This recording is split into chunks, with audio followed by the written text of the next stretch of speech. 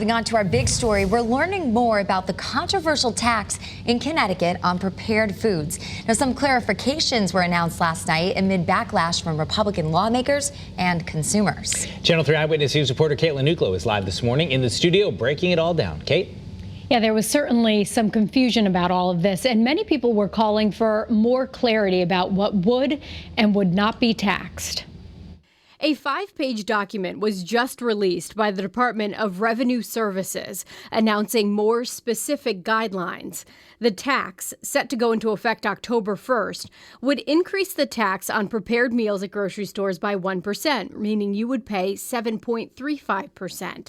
But there were a lot of questions about what was defined as a meal. The revised guidelines state catering services performed by a supermarket, for example, sandwiches, coffee or tea prepared in a deli counter or elsewhere for takeout, are taxable. It goes on to say meals in areas of a supermarket where food is intended to be consumed in the supermarket, such as snack bars or food courts, are taxable as well. And officials say these meals are also taxable even if taken out of the store. Republican lawmakers like Senator Len Fasano, who had long criticized this new tax, called the clarification better, but says there are still a lot of questions.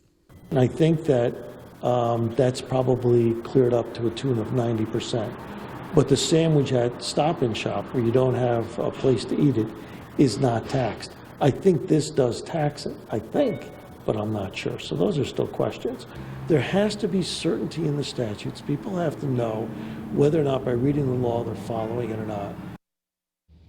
Republicans are still pushing for a special session to sort all of this out.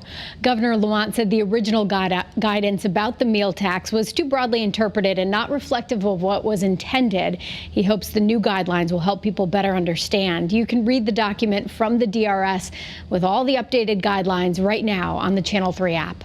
Live in the studio, Caitlin Nuclo, Channel 3 Eyewitness News.